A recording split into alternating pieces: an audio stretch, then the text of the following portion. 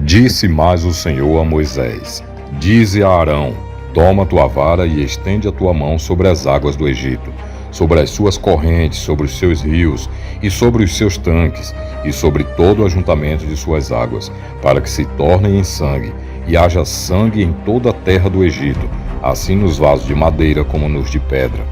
E Moisés e Arão fizeram assim como o Senhor tinha mandado. E Arão, levantando a vara, feriu as águas que estavam no rio, diante dos olhos de Faraó e diante dos olhos dos servos de Faraó. E todas as águas do rio se tornaram em sangue. Cada uma das 10 pragas foi dolorosamente literal e dirigida contra algum aspecto da falsa religião egípcia, bem como de seus deuses falsos. A transformação do Nilo e de todas as águas do Egito em sangue foi uma ofensa ao deus Hapi, que se acreditava ser o deus da fertilidade e criador através das águas.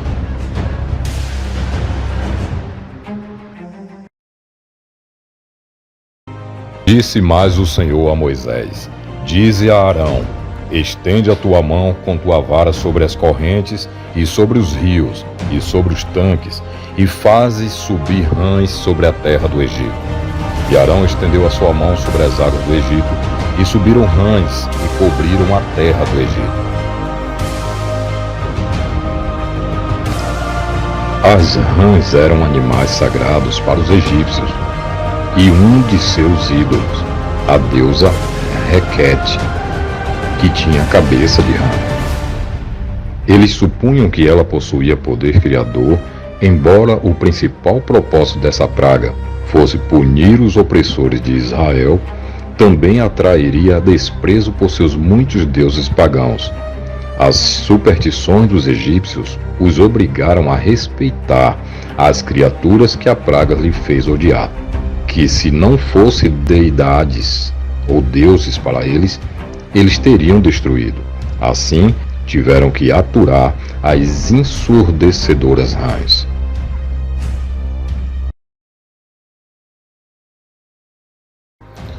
Disse mais o Senhor a Moisés: Dize a Arão: Estende a tua vara e fere o pó da terra, para que se tornem piolhos por toda a terra do Egito. E fizeram assim. E Arão, estendendo a sua mão com sua vara, e feriu o pó da terra. E havia muitos piolhos nos homens e no gado. Todo o pó da terra se tornou em piolhos em toda a terra do Egito. Este foi mais um duro golpe contra a falsa religião e deuses do Egito. E o deus humilhado dessa vez foi o deus Geb, deus da areia ou pó.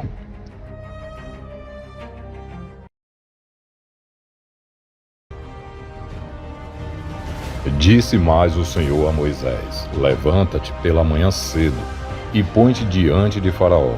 Eis que ele sairá às águas, e dize-lhes: Assim diz o Senhor: Deixa ir meu povo, para que me sirva.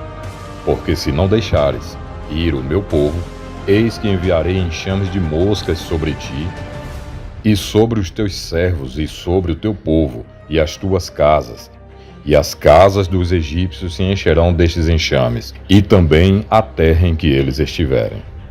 Mais uma vez, os falsos deuses egípcios foram derrotados. Essa praga das moscas foi um ataque ao deus Kefri, deus com cabeça de escaravelho, muito parecido com mosca. Uma das melhores traduções da Bíblia, inclusive, traz o termo insetos em vez de mosca.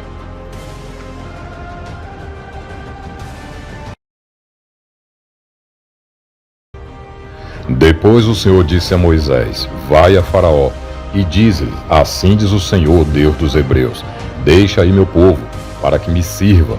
Porque se recusardes deixá-lo ir, e ainda por força o detiverdes, eis que a mão do Senhor será sobre o teu gado, que está no campo, sobre os cavalos, sobre os jumentos, sobre os camelos, sobre os bois, sobre as ovelhas, com pestilências gravíssimas. Foi anunciado com antecipação o dia em que o juízo divino cairia sobre o rebanho egípcio, em forma de pestilência sobre os animais. Esta praga certamente atingiu a crença em divindades muito populares no Egito Antigo. Apis, deus sagrado de Mênfis, da fertilidade dos rebanhos. Hathor, deusa vaca, deusa celestial. Hathor e Apis, deus touro e deus vaca, respectivamente, eram fiéis depositários da fé dos egípcios para a proteção de animais, e o que ficou evidente foi a total impotência deles diante do Deus de Israel.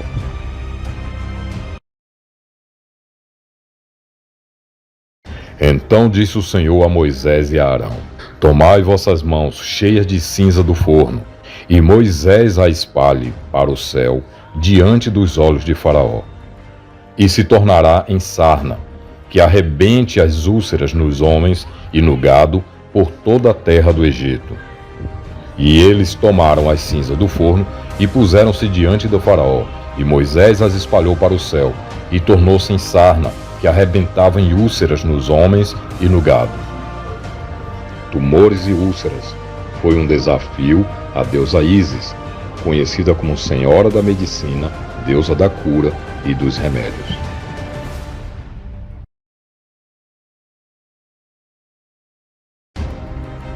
Eis que amanhã, por este tempo, farei chover saraiva muito grave, qual nunca houve no Egito, desde o dia em que foi fundado até agora.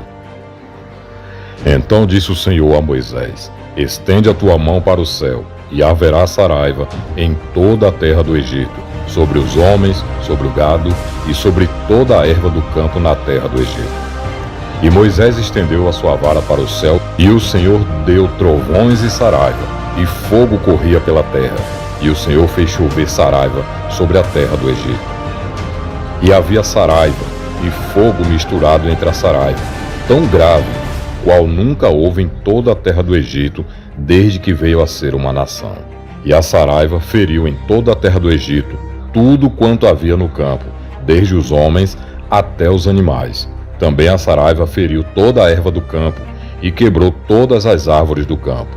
A forte chuva, também conhecida como saraivada, envergonhou os deuses considerados como tendo controle sobre os elementos naturais, por exemplo, Osíris, deus do fogo, trovões e saraiva. Reshpu, muito importante, já que controlava as chuvas, ventos e trovões. Eram eles que decidiam se a plantação seria bem regada ou não, por exemplo, além de controlar os desastres ambientais. Mais uma vez, os deuses egípcios foram humilhados.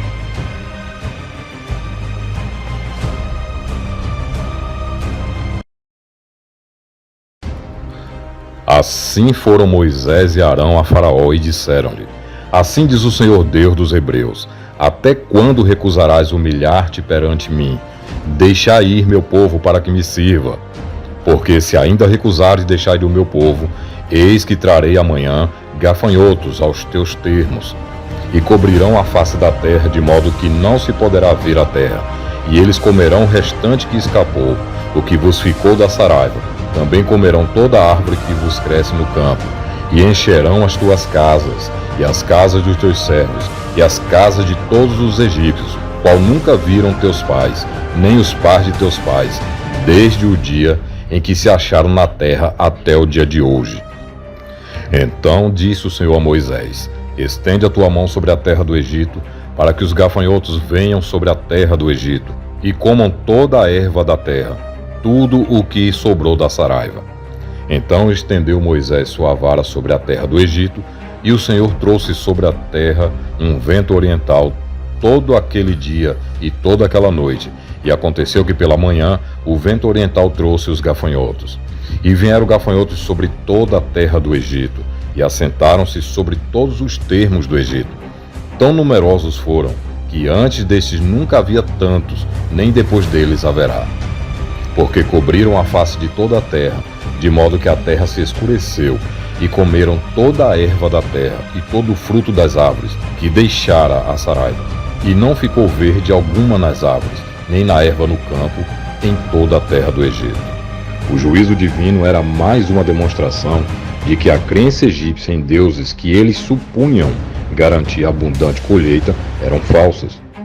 Deus encheu o ar e a terra de gafanhotos, e os deuses egípcios Shu, deus do ar, e Sebeque, deus inseto, não puderam fazer nada para impedir.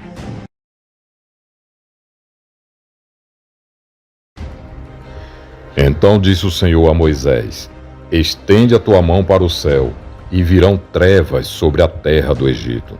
E Moisés estendeu a sua mão para o céu, e houve trevas espessas em toda a terra do Egito por 3 dias.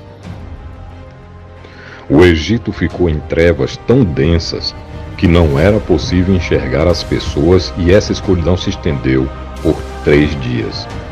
Como as pragas anteriores, esta desferiu um forte golpe nos deuses egípcios. Dessa vez foi Ra. Por séculos o deus Sol, como era chamado, tinha sido a principal divindade do Egito. Na época de Moisés, esses deuses eram identificados juntamente com um outro deus chamado Amon, e tinha o nome de Amon-Ra. Os maiores templos que o mundo já viu foram construídos em sua honra, e um deles, o grande templo de Karnak, no Egito. Outro deus era o deus Sol Aton, que poucas décadas depois do Êxodo, tornou-se o deus supremo do sistema religioso egípcio. Por ocasião da 9ª praga, a completa impotência desses deuses estava demonstrada claramente aos seus adoradores. 3 dias de trevas, ataque ao deus Ra, o deus Sol, Khonshu, deus Lua, e Nut, deus das estrelas. Neste caso, nenhum deles brilhou durante 3 dias. Esses 3 deuses ficaram completamente obsoletos, foram completamente desmoralizados.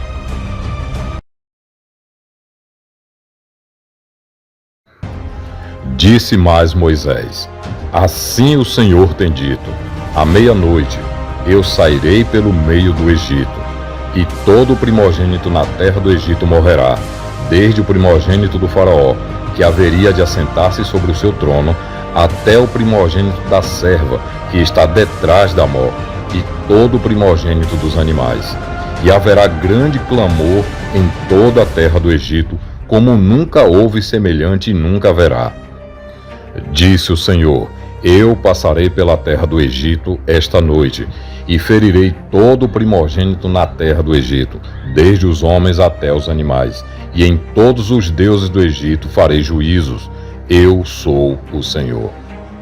E aconteceu à meia-noite que o Senhor feriu a todos os primogênitos na terra do Egito, desde o primogênito de Faraó, que se sentava em seu trono, e todos os primogênitos dos animais.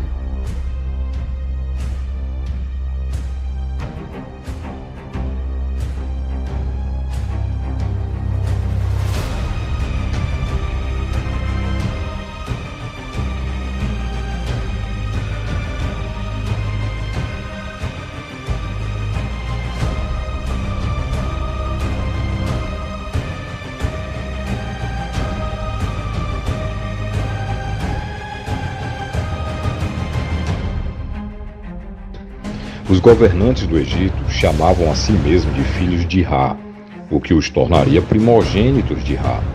Eles se autoproclamavam divinos, então era uma espécie de Deus primogênito na terra. A morte dos primogênitos foi uma grande humilhação. A rendição de Faraó foi completa. Ele não apenas ordenou que os hebreus deixassem o país e levassem tudo o que possuíam, como também pediu algo que os 2 irmãos, Moisés e Arão, não poderiam imaginar. Disse: ide-vos embora e abençoai-me a mim também. Êxodo 12:32. O próprio faraó era considerado um deus na terra do Egito, e seus primogênitos seriam seus sucessores, deuses na terra.